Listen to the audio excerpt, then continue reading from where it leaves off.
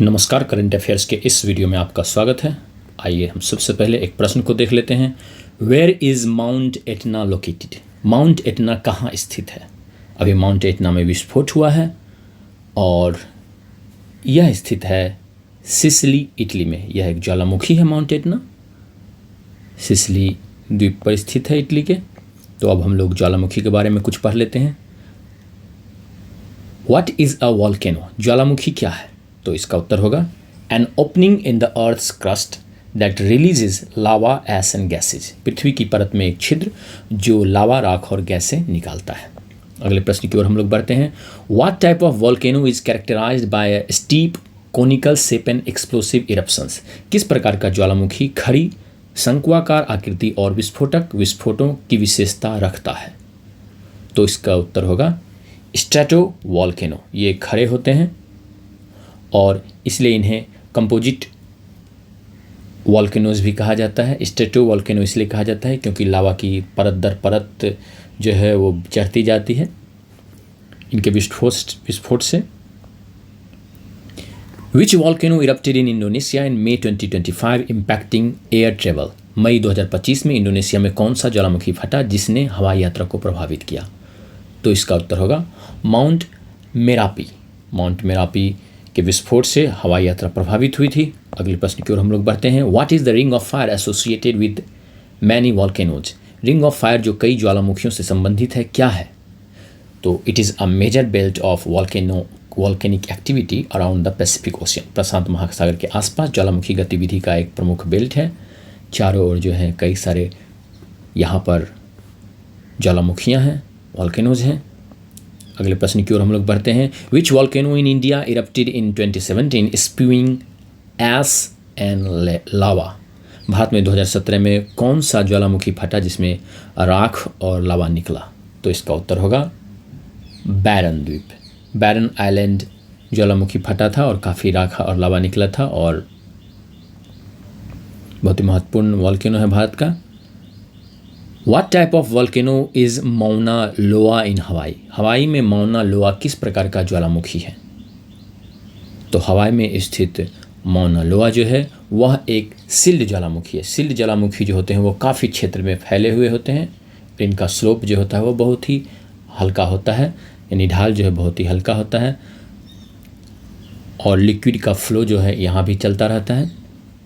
ज्वालामुखी से जो विस्फोट होकर निकलता रहता है लावा का flow. What is caldera formed by some volcanic eruptions? कुछ ज्वालामुखी विस्फोटों से बनने वाला काल्डेरा क्या है? तो काल्डेरा जो है वह क्या होता है? A large crater formed by a volcanic collapse। ज्वालामुखी के ढहने से बना एक बड़ा गड्ढा। तो क्या होता है, ज्वालामुखी जो है वह कई बार जो है इसका ऊपर वाला हिस्सा जो है ये पूरा का पूरा ढह जाता है और यहाँ गड्ढा बन जाता है। तो इसी से जो ये स्ट्रक्चर बनता है वही कहलाता है काल्डेरा।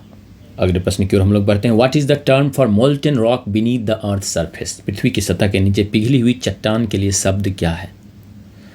तो इसे हम लोग कहते हैं मैग्मा। जब तक ये पृथ्वी की सतह के नीचे होता है यह मैग्मा कहलाता है और जब ये बाहर निकल आता है तो ये कहलाता है लावा।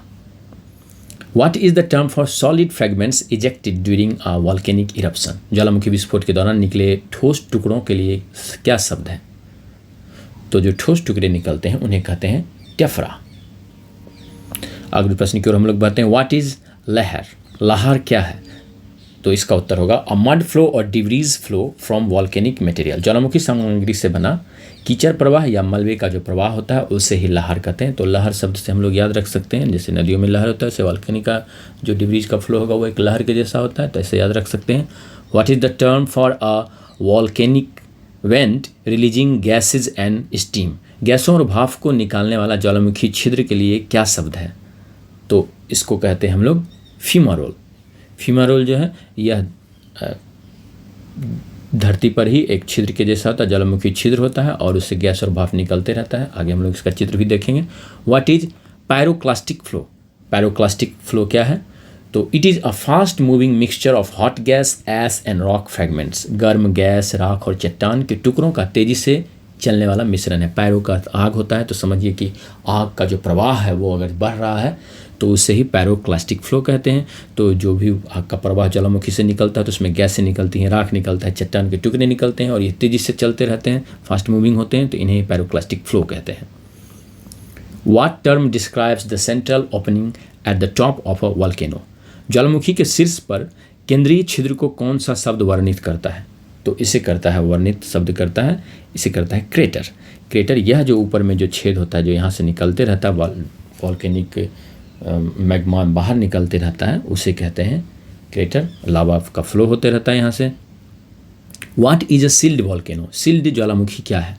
तो सील्ड ज्वालामुखी जो है वह a broad gently sloping volcano with fluid lava flows, एक चौड़ा धीरे ढलान वाला ज्वालामुखी जिसमें तरल लावा प्रवाह होता है। तो सील्ड वॉल्केनो जो है, जैसा पहले भी बताया कि यह क्या होते हैं, इनकी ढलान जो है वह हल्की होती है, धीमी धीमी ढलान होती है, बहुत फैले होते हैं, बहुत लंबे चौड़े होते हैं, बहुत चौड़े होते हैं। और जो कंपोजिट वॉल्केनोज होते हैं, जो स्ट्रेटो वॉल्केनोज होते हैं, वो बहुत ही ऊंचे होते हैं, जबकि सील्ड वॉल्केनो जो है वो बहुत ही चौड़े होते हैं, बहुत सारे किलोमीटर में फैले हुए होते हैं और इनकी ढाल जो है क्या होती है, वो बहुत ही धीमी होती है और लावा का जो है फ्लो यहाँ पे बरकरार रहता है। अगले प्रश्न की ओर हम लोग बढ़ते हैं। What term refers to the underground reservoir of molten rock in a volcano? ज्वालामुखी में पिघली हुई चट्टान के भूमिगत स्रोत को कौन सा शब्द संदर्भित करता है? तो इसे कहते हैं मैग्मा चैम्बर। वॉल्केनो के जो 3 क्लासिक टाइप्स हैं वो हैं सिंडर कोन, कंपोजिट वॉल्केनो जिन्हें स्ट्रेटो वॉल्केनोज भी कहा जाता है, और सील्ड वॉल्केनोज। तो हम लोग यहाँ देख सकते हैं कि सिंडर कोन जो हैं वो इस तरह के कोन वाले होते हैं, इन्हें थोड़ा सा आगे ऊपर में जो है थोड़ा गड्ढा के जैसा रहता है।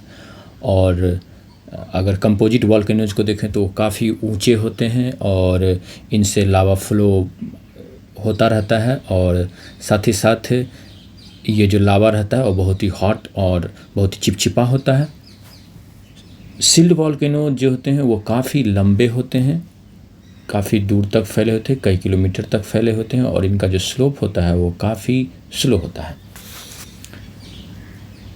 अब अगर हम वॉल्केनोज को देखें तो ये जो लिथोस्फीयर के नीचे जो वाला हिस्सा है वो मैग्मा चैम्बर कहलाता है। यहाँ पे मोल्टेन रॉक, मोल्टेन लावा जो है ये यहाँ पर दिख रहा है, मोल्टेन रॉक्स जो है इसे मैग्मा कहते हैं। और जब ये मैग्मा ये वेंट के माध्यम से, ये मेन वेंट है यानी मुख्य सिरा है जिससे होकर के ये निकलता है, ये वाला हिस्सा, और ये जो है सेकेंडरी रास्ते हैं निकलने के।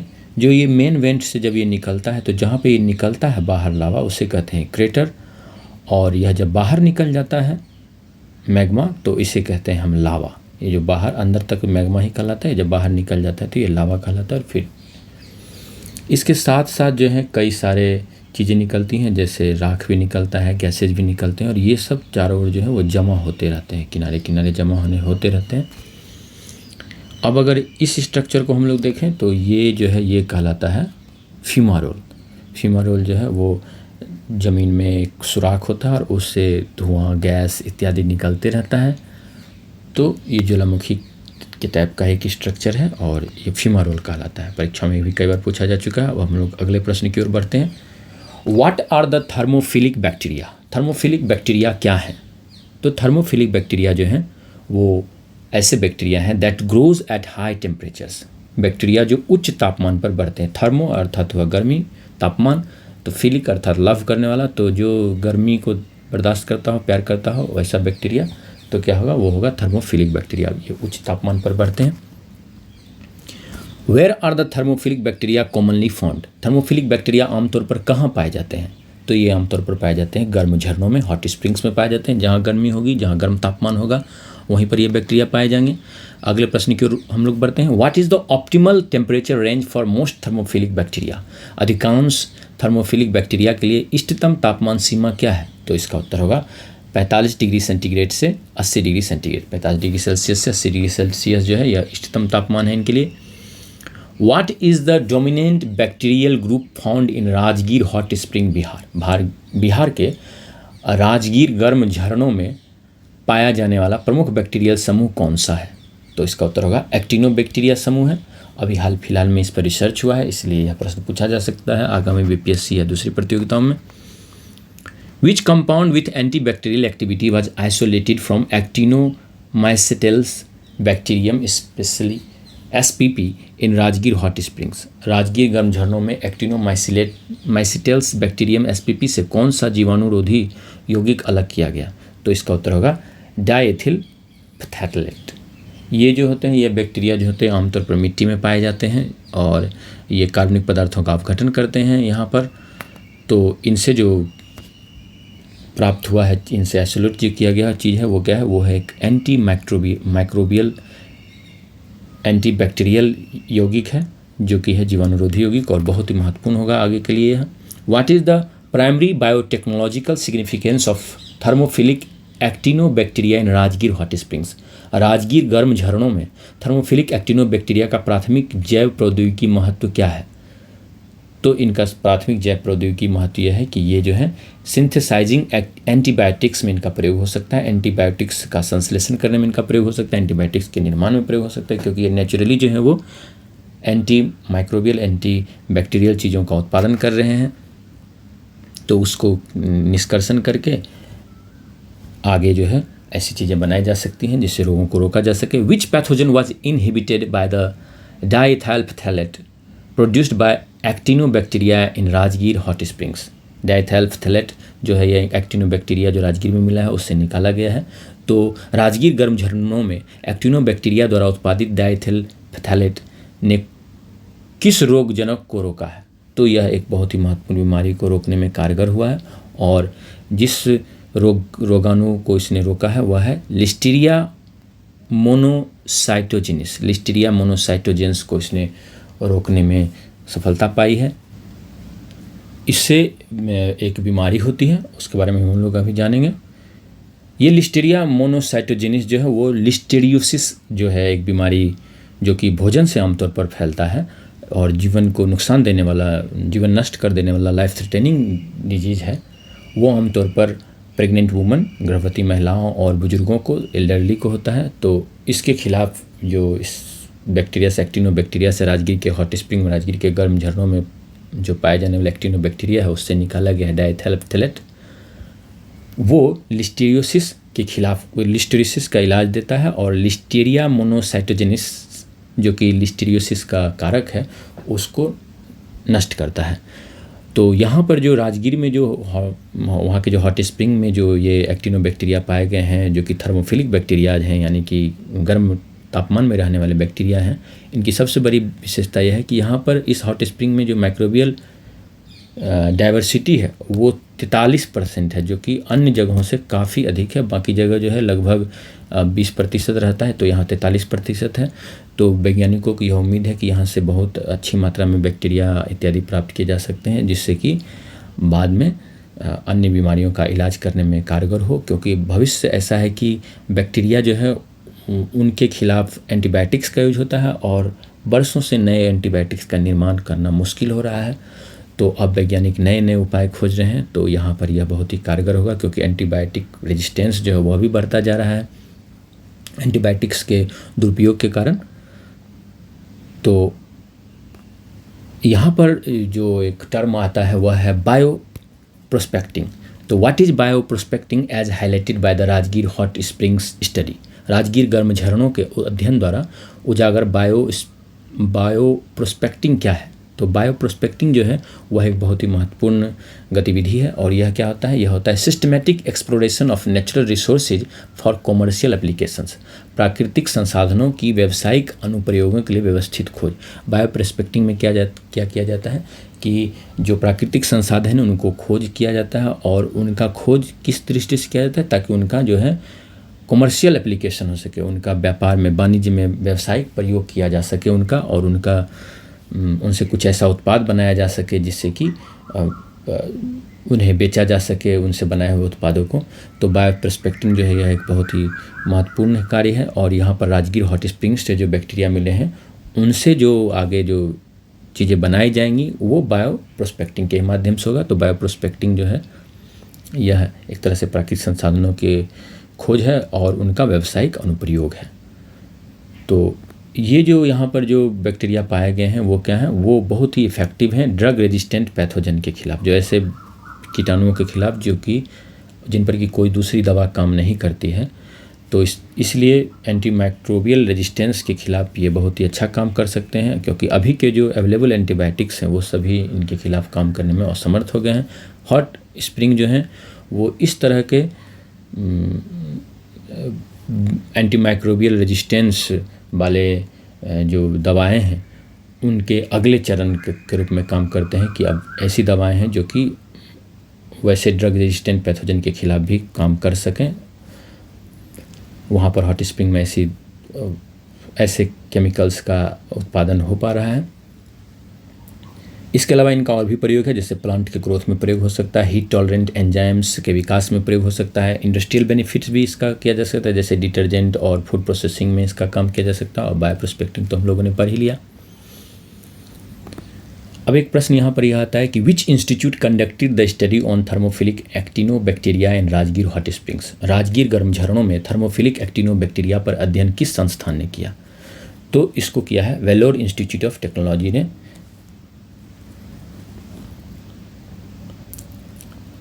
अगले प्रश्न की ओर हम लोग बढ़ते हैं। What is the clean plant programme? Clean plant program CPP क्या है? तो यह है a program to provide virus free planting material for horticulture crops. बागवानी फसलों के लिए वायरस मुक्त रोपण सामग्री प्रदान करने का ये कार्यक्रम है। अगले प्रश्न की ओर हम लोग बढ़ते हैं। Which ministry is implementing the clean plant programme? Clean plant programme को कौन सा मंत्रालय लागू कर रहा है? तो इसे लागू कर रहा है ministry of agriculture and farmers welfare. कृषि और किसान कल्याण मंत्रालय इसे लागू कर रहा है। अगले प्रश्न को हम लोग देख लेते हैं। What is one of the key objectives of the clean plant programme? Clean plant programme का एक प्रमुख उद्देश्य क्या है? तो इसका उद्देश्य हम लोगों ने जैसे देखा, to enhance the yield and quality of horticultural crops. बागवानी फसलों की पैदावार और गुणवत्ता को बढ़ाना, यही इसका उद्देश्य। क्लीन प्लांट प्रोग्राम के अंतर्गत जो है वो ऐसे प्लांट वेराइटीज़ या प्लांट्स का विकास किया जो कि जो है वायरल इत्यादि बीमारियों से वो क्या मुक्त हों। और इसके लिए सरकार क्या करने जा रही है कि 9-10 world class clean plant centres का विकास किया जाएगा भारत में अनेक क्षेत्रों में, और वो सभी किसी न किसी हॉर्टिकल्चर के जो प्लांट हैं, कृषि है, उस पर केंद्रित होगा, जैसे सेब पर, नारंगी पर, केले पर इत्यादि पर। और यहाँ पर क्या होंगे, डायग्नोस्टिक लेबोरेटरीज होंगे, थेरेपेटिक्स होंगे और टिश्यू कल्चर लैब्स होगा, जिससे कि यहाँ पर एडवांस जो है ये क्लीन प्लांट्स का विकास हो सके। अगले प्रश्न को हम लोग देख लेते हैं। What is India's ranking in global horticultural production? वैश्विक बागवानी उत्पादन में भारत का स्थान क्या है? तो भारत का स्थान जो है दूसरा है वैश्विक बागवानी उत्पादन में। और अगर हम लोग अगले प्रश्न को देख लेते हैं अब, who invited prime minister Modi to the G7 summit in Canada? प्रधानमंत्री मोदी को कनाडा में G7 शिखर सम्मेलन के लिए किसने आमंत्रित किया? तो उन्हें आमंत्रित किया है कनाडा के प्राइम मिनिस्टर मार्क कार्नी ने। प्रधानमंत्री मार्क कार्नी ने उन्हें आमंत्रित किया। अभी तक लग रहा था कि G7 समिट में इस बार प्रधानमंत्री मोदी को आमंत्रित नहीं किया जाएगा, और G7 के बारे में हम लोगों ने पिछले वीडियो में देखा था, तो आप उसमें जाकर G7 के बारे में जान सकते हैं, पूरे डिटेल में जान सकते हैं। और हमारा उद्देश्य ये होता है कि किसी भी प्रश्न के बारे में जब आप देखें तो आप पूरा का पूरा उसका जो बैकग्राउंड है वह भी जान लें, क्योंकि प्रश्न जो हैं वो सीधे सीधे करंट के टॉपिक से रिलेटेड चीज़ों से भी पूछा जा रहा है। यह जो G7 का समिट हो रहा है यह कैनानस्किस अल्बर्टा कनाडा में हो रहा है। अगले प्रश्न को हम लोग देख लेते हैं। Which country has developed a plastic that degrades in sea water? कौन सा देश समुद्री जल में विघटित होने वाला प्लास्टिक विकसित कर चुका है? तो यह विकसित किया है जापान ने। जापान ने एक ऐसे प्लास्टिक का विकास किया है जो कि सी वाटर में बहुत ही जल्दी घुल जाता है, और ये घंटों में ही घुल जाता है। और यह जो बना हुआ है वह आयोनिक मोनोमर से बना हुआ है, सोडियम हेक्सेमेटाफॉस्फेट और गुआनिडीनियम जैसे कंपाउंड से बना हुआ है, और यह बहुत ही मजबूत है, नॉन टॉक्सिक है, यानी विषैला भी नहीं है, नॉन फ्लेमेबल है, इसमें आग भी नहीं लगेगा, और फुल्ली रिसाइक्लेबल है, यानी इसे पुनर्चक्रण भी इसका किया जा सकता है। इसका प्रयोग पैकेजिंग में किया जा सकता है, सामानों को पैक करने में, मेडिकल डिवाइसेज में किया जा सकता है, चिकित्सीय उपकरणों में, और 3D प्रिंटिंग में भी इसका प्रयोग किया जा सकता है। और नमकीन पानी में डालने पर यानी सी वाटर में डालने पर यह घुल जाएगा, तो बहुत ही अच्छा बायोडिग्रेडेबल हो गया एक तरह से। अगले प्रश्न को हम लोग देख लें। What is deoxy HBV in the context of artificial blood? Deoxy HBV कृत्रिम रक्त के संदर्भ में क्या है? तो डीऑक्सी HBV जो है वह हीमोग्लोबिन वेसिकल्स है that carry oxygen without blood type restrictions. Haemoglobin vesicles हैं जो बिना रक्त प्रकार प्रतिबंध के ऑक्सीजन ले जाते हैं, यानी ये ऐसे हीमोग्लोबिन हैं जो कि किसी भी ब्लड ग्रुप वाले को दिए जा सकते हैं और ऑक्सीजन ले जाने में ये समर्थ है, क्योंकि हम जानते हैं कि शरीर में हीमोग्लोबिन जो है वह रक्त को ले जाता है और हीमोग्लोबिन जो है वह ऑक्सीजन के साथ ऑक्सी हीमोग्लोबिन बनाता है शरीर में और फिर वह शरीर के अन्य पार्ट्स को ऑक्सीजन पहुंचा देता है ब्लड के माध्यम से। Which country developed the universal artificial blood called deoxy HBV। Deoxy HBV नामक सार्वभौमिक कृत्रिम रक्त किस देश ने विकसित किया है? तो इस डीऑक्सी HBV को यूनिवर्सल आर्टिफिशियल ब्लड भी कहा जा रहा है, तो इसका विकास किया है जापान ने ही विकास किया इसका भी। तो यूनिवर्सल आर्टिफिशियल ब्लड का मतलब यूनिवर्सल यानी किसी भी ब्लड ग्रुप वाले को यह दिया जा सकता है, और आर्टिफिशियल का मतलब है कि मैन मेड है और ब्लड है तो सबको चढ़ाया जा सकता है, हीमोग्लोबिन है।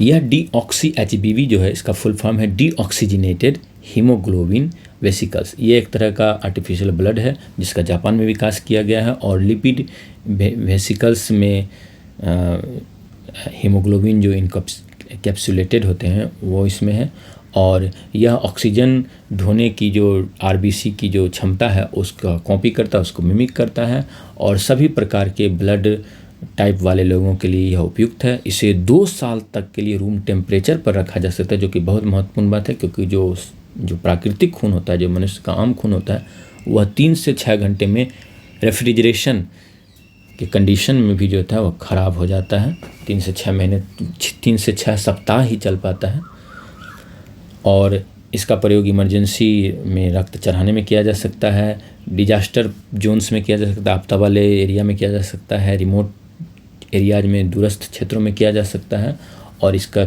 इनिशियल क्लिनिकल ट्रायल भी जो है वह भी सफल रहा है, सुरक्षित रहा है। तो काफ़ी फ़ायदेमंद होगा, काफ़ी क्रांतिकारी होगा, क्योंकि 2 साल तक रूम टेम्परेचर पर रख कर यह सही से काम करता रहेगा, तो ये बहुत बड़ी बात है, क्योंकि जो मानव का जो रक्त दिया हुआ रक्तदान वाला जो खून होता है वह भी 3 से 6 सप्ताह ही रेफ्रिजरेटेड कंडीशन में टिक पाता है। अब अगले प्रश्न की ओर हम लोग बढ़ते हैं। What is the Dag Hammarskjold medal? Dag Hammarskjold medal क्या है? तो यह एक मेडल है जो कि UN अवार्ड है for peacekeepers who died in service. शांति सैनिकों के लिए संयुक्त राष्ट्र का पुरस्कार जो सेवा में मृत्यु को प्राप्त हो जाते हैं। तो ये डाग हैमरशोल्ड मेडल जो है वो UN पीस कीपर्स को दिया जाता है, यूनाइटेड नेशंस के जो शांति सैनिक होते हैं उनको दिया जाता है, और सेवा करते हुए अगर उनकी मृत्यु हो जाती है तब मिलता है, तो पोस्थमस ये मेडल दिया जाता है। इसका नाम जो है, इसका नाम रखा गया है UN के जो दूसरे सेक्रेटरी जनरल थे, दूसरे महासचिव थे, उनके नाम पर। वो स्वीडन के थे, स्वीडन के बहुत बड़े अर्थशास्त्री थे और राजनयिक भी थे। इनकी एक प्लेन दुर्घटना में मृत्यु हो गई थी 1961 में। अब अगले प्रश्न को हम लोग देखते हैं। Who were the Indian peacekeepers posthumously awarded the Dag Hammarskjold medal in 2025? 2025 में डाग हैमरशोल्ड मेडल से मरणोपरांत सम्मानित भारतीय शांति सैनिक कौन थे? तो इसका उत्तर होगा brigadier Amitabh Jha and havildar Sanjay Singh. Brigadier Amitabh Jha और हवलदार संजय सिंह को यह मेडल मिला है मरणोपरांत। Which UN mission was Brigadier Amitav Jha associated with when he received the Dag Hammarskjöld Medal in 2025? Brigadier Amitabh Jha 2025 में डाग हैमरशोल्ड मेडल प्राप्त करने के समय किस संयुक्त राष्ट्र मिशन से जुड़े हुए थे? तो वे जुड़े हुए थे UN disengagement observer force, UNDOF, संयुक्त राष्ट्र विघटन पर्यवेक्षक बल, UNDOF से जुड़े हुए थे। यह UNDOF जो है वह सीरिया और इजराइल के बीच जो स्थित है गोलान हाइट्स, वहाँ पर यह काम करता है शांति सैनिकों के रूप में। और आप जानते हैं कि गोलान हाइट्स जो है उसको सीरिया ने अरब युद्ध के समय सीरिया से इजराइल ने अपने नियंत्रण में ले लिया था। तो यहाँ पर जो है UN के सैनिक रहते हैं, और वहीं पर जो है ब्रिगेडियर अमिताभ झा की शहीद हो गए थे वो। अगले प्रश्न को हम लोग देख लेते हैं। विच UN मिशन वाज हवलदार Sanjay Singh associated with when he was awarded the Dag Hammarskjold medal in 2025। हवलदार संजय सिंह को 2025 में डाग हैमरशोल्ड मेडल प्रदान किए जाने के समय वह किस संयुक्त राष्ट्र मिशन से जुड़े थे? तो वे जुड़े हुए थे UN Stabilisation Mission in the Democratic Republic of Congo, MONUSCO, इसे मोनुस्को कहा जाता है। इस मिशन को नाम दिया गया है कांगो लोकतांत्रिक गणराज्य में संयुक्त राष्ट्र स्थिरीकरण मिशन, मोनुस्को। यह democratic Republic of Congo DRC में स्थित है और DRC जो है वह अफ्रीका में एक देश है। तो वहीं पर हवलदार संजय सिंह शहीद हुए थे। अगले प्रश्न को हम लोग देख लेते हैं। In which country is the world's highest railway arch bridge located? विश्व का सबसे ऊंचा रेलवे आर्च ब्रिज किस देश में स्थित है? तो इसका उत्तर होगा इंडिया, भारत में स्थित है। आर्च ब्रिज जो होते हैं वो इस तरह के होते हैं, आर्च के जैसा। तो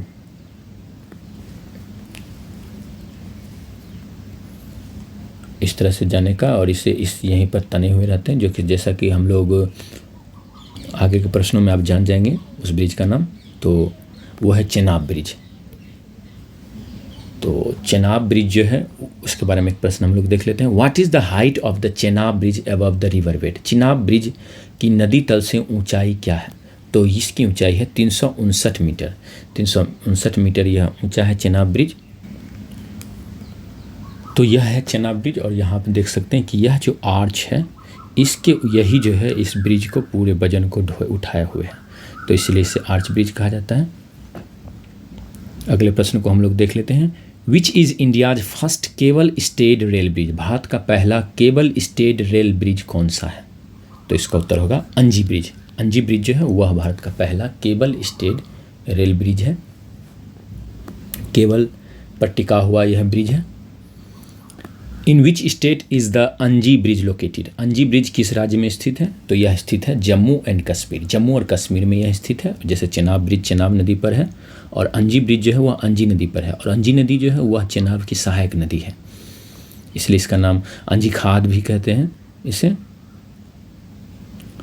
चेनाब ब्रिज और अंजी ब्रिज दोनों जो हैं वो Udhampur Srinagar Baramulla rail link project के हिस्से हैं, और अंजी ब्रिज जो है वह रईसी ज़िले में स्थित है जम्मू और कश्मीर के, और भारत का पहला केबल स्टेड रेल ब्रिज है। तो उम्मीद करता हूँ कि ये वीडियो आपको पसंद आया होगा। तो ज़रूर इसे लाइक करें, शेयर करें, कमेंट करें, और चैनल को अगर आपने सब्सक्राइब नहीं किया है तो चैनल को सब्सक्राइब कर लें, बेल आइकन दबा लें। जो इस चैनल को सब्सक्राइब कर चुके हैं उनको भी, और जो इस वीडियो को देख रहे हैं उन्हें भी, दोनों को थैंक यू। सभी अपना ख्याल रखें। Take care.